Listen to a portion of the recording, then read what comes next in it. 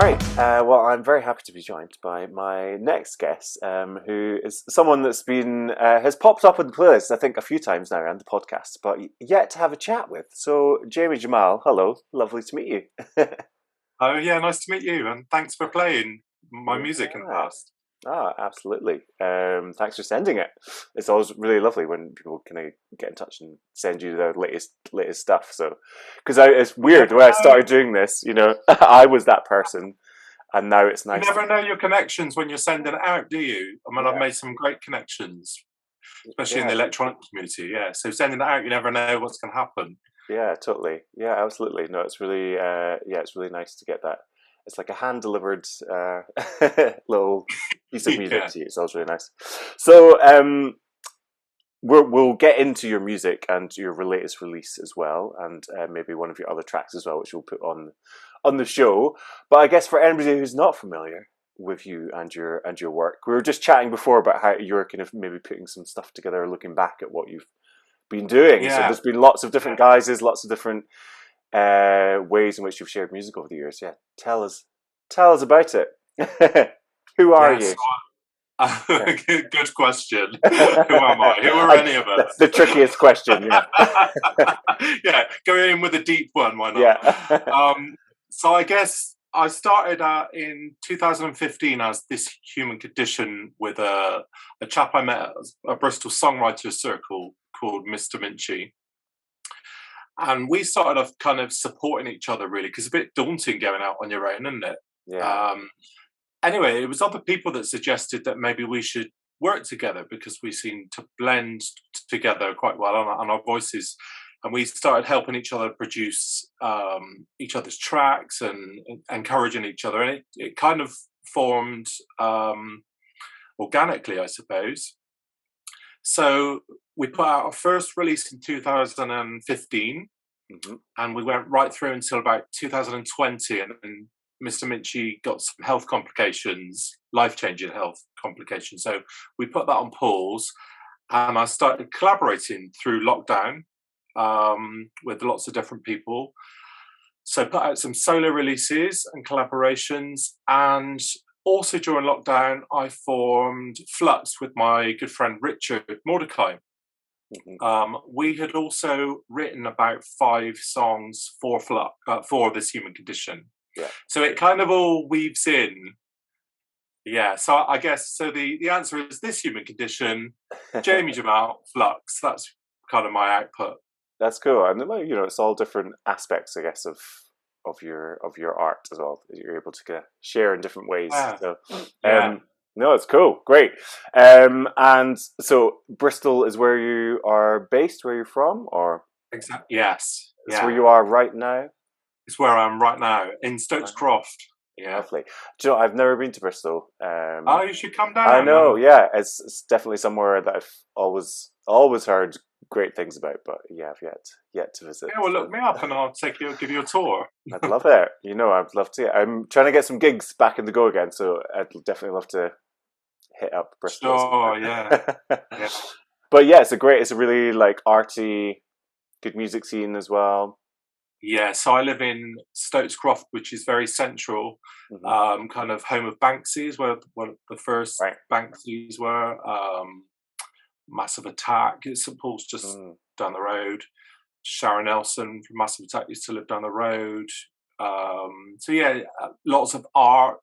It's a big creative hub, really. Yeah, It's nice. being gentrified a little bit, but Sure. lots of people moving from London, so it's changing quite a lot. But I've been here since about 1996. Okay. I'm Bristol born and bred, strong and arm, thick in head, as they say. But yeah, I moved all around Bristol, and I did move to Devon for a few years and came back. And I love to travel and visit other places, but I must admit, yeah, Bristol very much feels like home. Yeah, tugs at your heartstrings. Yeah, Oh, nice. Where do you take your music then, like elsewhere on your travels, or is that more just for I you with have. travels? I have pretty much. We've done a little tours with other bands around the UK, so I've performed in most cities in the UK. We've done London, Manchester, Birmingham, Mm. Nottingham. Western. We performed at Glastonbury Festival in 2017 on a Oh, small amazing. stage, Mm, and I've done that solo a few times. That was quite good. mm, It's really about, and the kind of grassroots level that we are is really about making connections with other yeah, people. Lots of these other bands, so we put on a gig here, and they would come and support us, and then vice versa in their town. yeah, absolutely. No, it's true. Yeah, so that's really the power in it, isn't it? Yeah, And definitely. specifically, I do electronic music, so there's Hmm. quite a nice electronic community. Hmm. Yeah, you can sense that. I think for sure. Yeah. Yeah, it's always really important to find those communities wherever they are. And is electronic music always been your kind of area, or is that somewhere that's a newer? Actually, no. In about 2010 was when I decided I was going to take music more seriously. Up until then, I'd just written stuff on a little, myself. I wasn't that confident really. Mm. And in 2010, I thought, right, I'm going to go for it. I'm going to actually take it more seriously. I put out an advert for a band, and I soon met someone. We were called, I think, Love Jam, Mm. then Suspension. We turned into like an indie rock band. So it was like me and three straight chaps bashing out in a conservatory. That sounds wrong. It wasn't as fun as that. Wow. And writing that way, organically that way. I really enjoyed writing with live instruments. Mm. However, it was a nightmare trying to get everyone in the same room at times. Yeah. And we did rehearse for 6 months, and we were quite good, and we just did 2 gigs and then fell apart, really. So I think I tried a lot of things, you know. Yeah. It took me a while to figure out what kind of artist I wanted to be. Mm. Do Probably a good 5 years. Yeah, yeah, it does take time. Yeah, it takes time and trying different ways as well. I've done the same. Played in bands ever since I was Yeah, like a teenager, and yeah, I always remember that the organization of trying to get every, musicians together at the same time to rehearse in the same space. And for some reason, I think I always end up being the person trying to organize everything and me organize too. the gigs or Yeah, whatever. Yeah, so that sort of quickly became quite tiring. So I think that's maybe why I also kind of was like, I kind of want to try and do stuff myself. But I do like what you're saying. There's nothing quite like playing with other musicians in the room and creating stuff in that way. I do sure. Yeah. miss that element slightly. Uh, But also, when I doing when I it started the digitally as well. electronic Mm. thing, doing the electronic thing live, I felt a bit of a fraud at first because we started off playing with backing tracks. Right. Mr. Minchie was more, I mean, he could play keys, and but when it came to live stuff, we concentrated more on the performance art side of it, Mm. projection. And he's quite a really good dancer, and he did some vocals. Hmm. So we were kind of going in a little bit of a different direction to other people, but I felt a bit uncomfortable with that. I thought we're not actually playing anything live. It was a live vocal, but Yeah. actually nobody else had a problem with that. And Mm. we were getting booked on that basis that we were really quick setup in between Hmm. other bands. Yeah. So Hey, that's true. Your selling point. So, yeah, yeah, so please those sound engineers, and you can get more gigs, I guess. yeah, And is yeah. It's nice to experience it all. yeah, no, definitely. And is pop uh sort of, do you sort of align yourself to pop as well, and as well as like electronic, Do or I love pop yeah. music? Yeah, I mean the genre that I sort of come up with for me and is electronic handbag punk. That kind of seems to sum me up. Mm. And pop is definitely in there. Yeah, for Hmm. sure. And I who mean, are you have your? to Oh, go sorry, on on. you go. I On you go. was going to say you only have to listen to handbag punk really, and that was us spewing all of our influences into one track. And that there's so much in that track. It is really a tribute to Divine and Sylvester and Patrick Cowley, and it's like a high energy track, Mm. and Great. we called it handbag punk. But it really, yeah, it kind of sums up who we are. I mean, I love anything from Kate Bush to Foles to I just love music. No, even Kylie. You know, I mean, I did have a bit of a difficult time with Kylie initially. Initially loved her, and then fell out of love with her. And then I saw her at Glastonbury, the last one, 2019, I think it was, and just completely fell back in love with her. I couldn't believe that I'd been so horrible. I had to hand my gay card back. I just didn't get her. I don't know, but I think it was me that had a problem with it. What was it that turned her back onto you at Glastonbury? She was just amazing. She was incredible. You know, I think I'd just fallen out of love with her voice. It felt a bit whiny and a bit, I don't know. And musically, I don't like everything that she's done, but she's obviously had some amazing moments. I don't know, seeing her in that live setting, I had seen bits of her. I've seen her come on with other people as a special guest before, but I'd never actually seen a full-on concert. I just think I was being stupid. Looking back, pretentious and stupid. You've said your sins now. It's fine. Yeah. But it's interesting that you have these relationships with these love-hate relationships with people. You know, you don't even know their music. But no, it's true. same with Madonna, exactly the same. But yeah, pop in general, especially early electronic music. Yeah, and there's nothing like a great pop tune, is there? Yeah, totally. That's like that's it, isn't it? You know, it's the same stuff, but always done in different ways and different guises, and like it's like an endless. I don't know. I feel like you're at certain points. I feel like sometimes it's like, oh, okay, like what else are we gonna get from pop? And then you hear that next song, and you're like, oh, yeah, cool, I love it. Yeah, you know, whatever it is, it's the production or just the melody or something catchy or just a sound or a lyric. You know, there's all these little bits of magic that make it up. Yeah, totally. Love it. And how about current like influences? Is there anything that's picked up your ears recently? Like I feel like already in this year, as we record 2022, there's already been like some cool like music and stuff kind of coming out.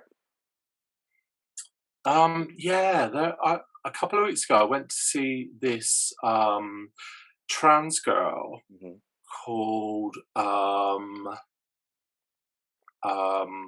Alice Lowe, and at the Jam Jar in Bristol, and she was supporting another act. I just happened to notice that she was going to be playing at Green Man, which is where I'm going later in the year. Okay. So I went to check her out, and she was amazing. She's got this new track out called Rim Job, and it's brilliant. Love that. Very inspired. Great. I listen to a lot of underground stuff, a lot of underground electronic artists that I'm in touch with or that I perform with or I follow them. I can't really think off the cuff, but I do love discovering new music, you know. Where do you discover stuff? Do you have a particular kind of way of finding new stuff, or is it just going to come to you naturally? Wherever? Yeah, so Bandcamp, Spotify. I know a lot of people are down on Spotify, but to be honest, for me, it's been great. It's been easy access. All right, you know, it doesn't pay amazing. Neither does YouTube. Yeah. There's plenty of other people that are just as bad. But that's not changing at the moment. Yeah. But it's easy access. When I meet young people, straight away they say, "Are you on Spotify?" Yes, you know. So I'm not going to shut myself off from that. It's a really great way of making playlists. So that's a great way of me discovering new tracks coming out. Yeah, definitely. On the release radar, yeah. Yeah, I think it's like, it's how you, like, obviously, of course, we'd love to be paid more, but it's also, it's a way, it's a tool, like, you can use. I think that's it. It doesn't need to be every element of it. And, like, the playlisting and the way to discover people is pretty great. Hey, if Bandcamp sorted out their playlisting, if you were able to do a lot of that stuff, I would choose that, you know. Yeah, totally, yeah. But, you know, you can do a bit of both, I guess. Yeah. Be creative on how we make that money. Yeah. And so, yeah, covering the pop side of things and the music side of things. And how about the other side, the queer side of things, in terms of mic and playlist and podcasts? How has that been for you in your musical identity and, yeah, and kind of shaped what you create and put out there? What, listening to podcasts? I guess more in terms of you aligning yourself to queer music or queer art, and like how does that kind of shape what you listen to, shape what you do? Oh, massively. A lot of the great people, you know, like I said, Sylvester, Mm, Divine, Mark Almond, Boy George. mm, Um, God, there's just so many, you know, from Freddie Mercury. mm. Like, they don't have to be gay. There's plenty of Yeah, yeah. artists not, but yeah, but obviously, and some of it unconsciously, very inspired by queer art. Mm, Um, in Bristol, we have a thing called Punker, which celebrates alternative queer art and mm. stuff, and that's very good. Was that a festival or? They do a little festival. I think they mainly put on live events. I think specifically channeling supporting females Mm-hmm. as well. Mm. Nice. Yeah. God, there's just so much, but you have to. I guess when you're a music fan, um, you have to do a bit of work Mm. to look.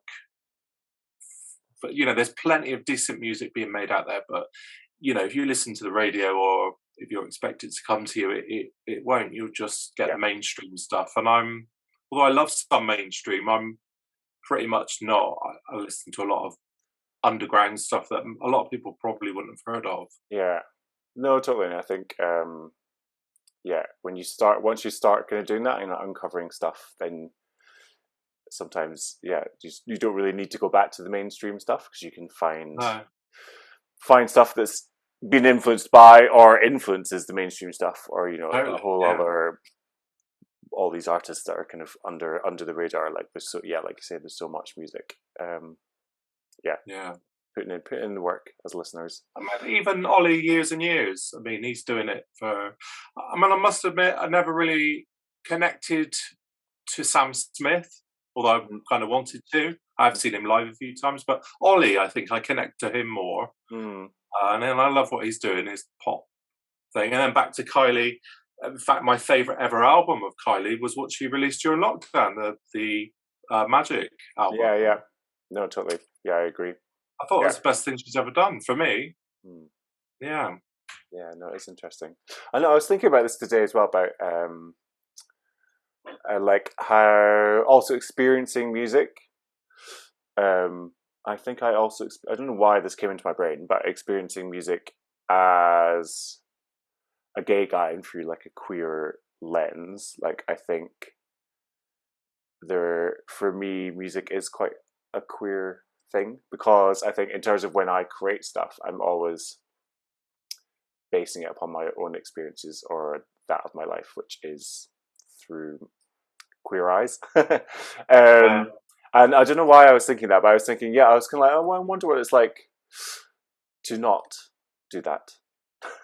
To not do that. And like, yeah, do you experience music in a kind of completely different way? But it was just a passing thought through my head today.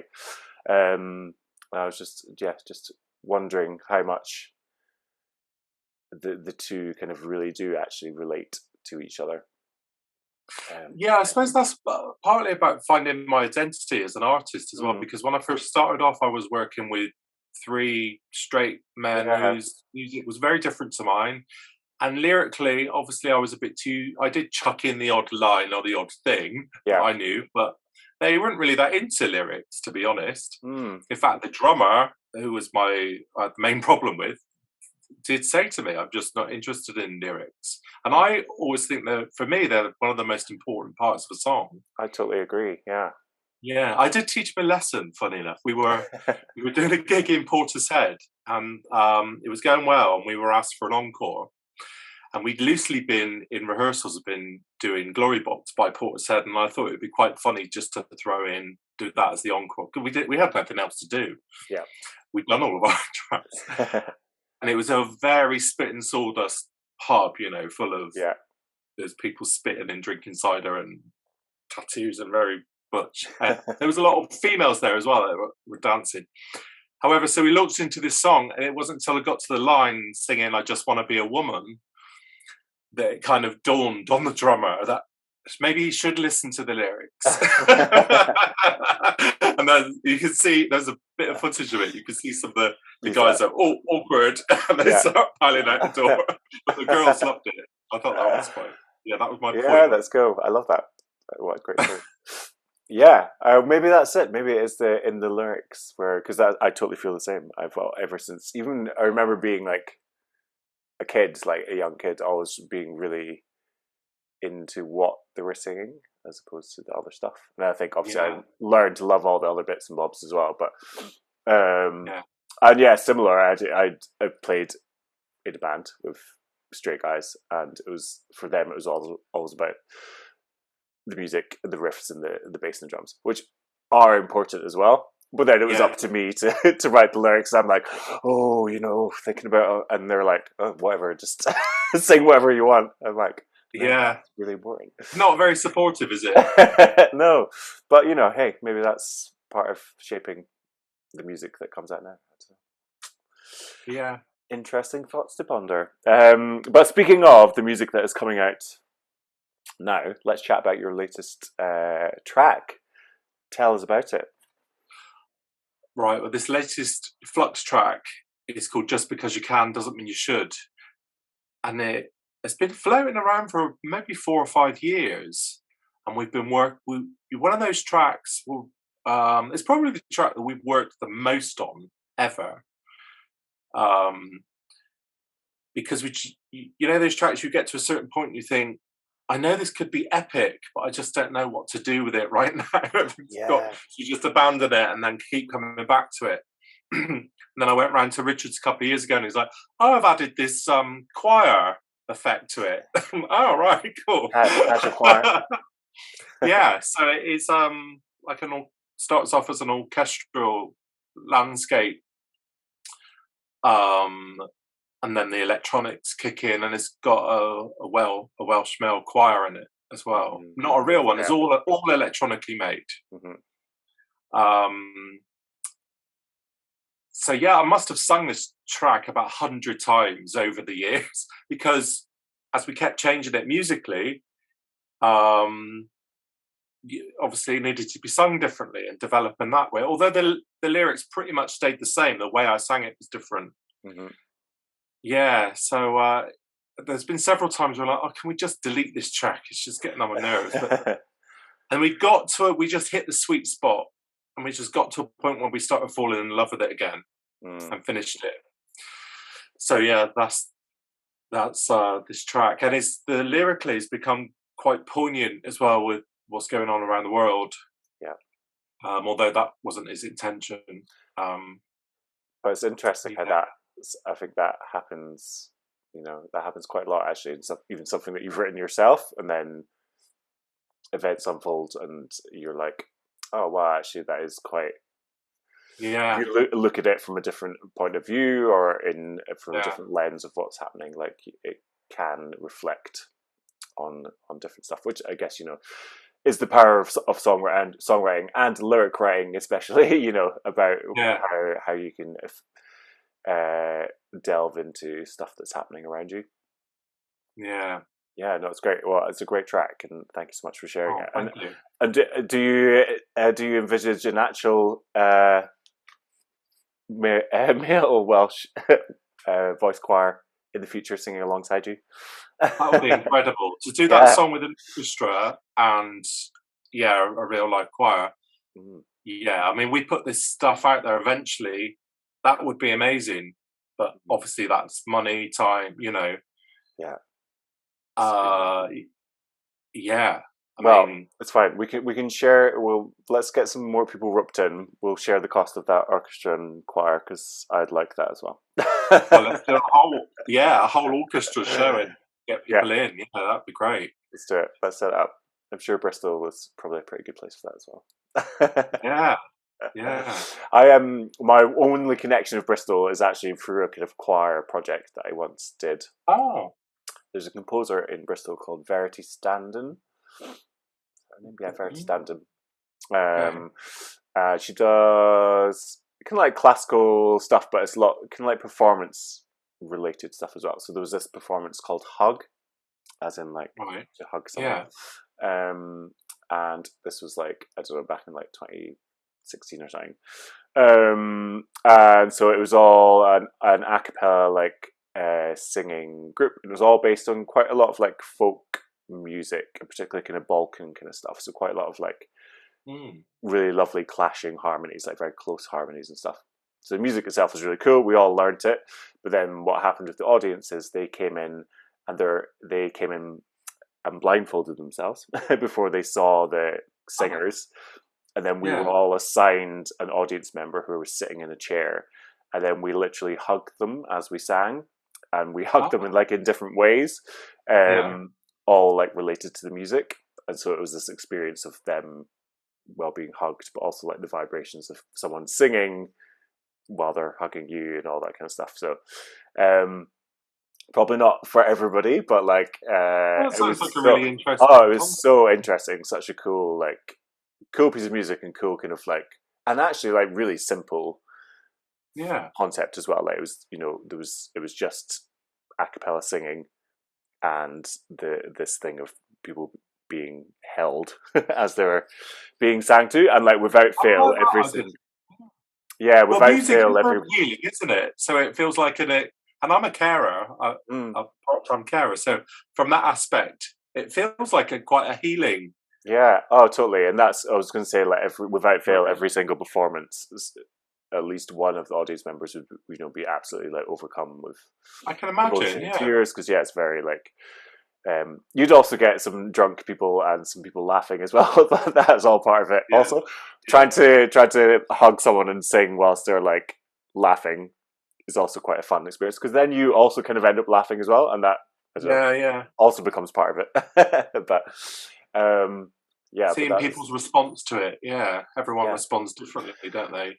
yeah, and also I guess being the other side of it, like having to be very kind of vulnerable as an audience member to kind of Sure. Yeah. almost like flip things slightly. I guess it was like before, as the performer, you're the one that has to be quite vulnerable to put yourself out there and like be observed and watched, and Yeah. but in this, the audience members are the ones that are being observed and watched, and we were kind of Because you're in their space, aren't you? exactly, yeah, and they never see us, so they would never see Yeah. who was their singer, and like yeah, that's cool thing, but born What a shame I from didn't know Bristol. about it. Otherwise, I would. Well, you have to check. That's the sort of thing I would, if I heard about it, I would go and see. I Yeah, love totally, stuff it's very like cool. that. Yeah, I wonder, I mean, I and don't know if, Bristol's very up for things like that. hmm.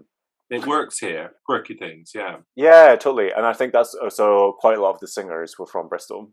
So I yeah. remember being like, oh, everyone seems really cool and like arty and kind of doing some cool Do you stuff. remember which venue you did it at? So this was in London that I did it. So it wasn't Oh, actually okay, in Bristol. It was just that right. they came from Bristol. Yeah, So we I did it in see. the South Bank. We also did it at the Edinburgh Festival.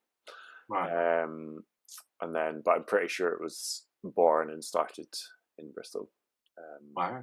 So yeah, Verity Standen, check her out. See Okay. what she's up to. Right. She's up to something in No, Bristol no, now. Yeah. no, no, Note it down. Note it down. no. Fab. So Yeah. what other projects have you got on the horizon that we should be? So I've got in April 22nd, I've got a collaboration with a chap called Musoid coming out. He did a remix for us for This Human Condition last year. It went out on the Generation Blitz album. So he worked on one of my tracks. I'm working on one of his. So I sent him some vocals and did the lyrics for this piece of music he had. Mm, That's called Good Looking, and that's out April 22nd. And nice. then in May, I've got another track called Sister from Another Mister, which is a bit more synth pop coming out. And that's with a chap called Ewan Bedford, who I released a track couple of years ago called Gone So Quickly Without Goodbye. We did that together. Oh yeah, cool. So yeah, that my collaboration people are coming back for a second dose. So that's always good. Must have gone well. Yeah, I'm taking that as a compliment. Not that everyone else is turning them down. No, that's great. I love it. I love to see the collaboration. So yeah, do you collaborate? I do. Just recent. So I just released my first collaboration with a German American singer called Tash and a producer called Hectic, who had remixed one of my tracks before. And then I've got another one coming out with a fantastic performer called Kane Francesco, who's based in London as well. So we've got that, and then hopefully some more on the horizon as well. But yes, I've just recently been starting to do that a bit more, which is cool. I think collaborating is amazing. Yeah, I only really started doing it through lockdown, and I can't believe how much I've gotten out of it. I've really enjoyed it. I was a bit scared of it before, to be honest. Quite personal, isn't it? Yeah, no, totally. And you have to. Yeah, I was chatting to Tash about this as well. We sort of had a bit of a chat, sort of like a debrief chat for the podcast about our collaboration. And I think just how much you kind of have to really trust each other and like trust someone else's decision is the right decision, even if you're not totally sold on it. You can have to make decisions, and let go a little bit of what your own way that you might take it, but in doing so then it takes it in a really interesting and exciting kind of different route for whoever you collaborate with. So I think they're very cool things to do. Well, Fab, thank you so much for coming to chat to me. Great to get to know you a little bit more, and we'll look forward to hearing all these future collaborations and tracks coming out as well. Yeah, thank you very much. Yeah. All right. Okay. Well, take care of yourself, and we'll see you in Bristol, I guess. Yeah. Let's do a gig. Let's do it. All right. Thank you. Bye.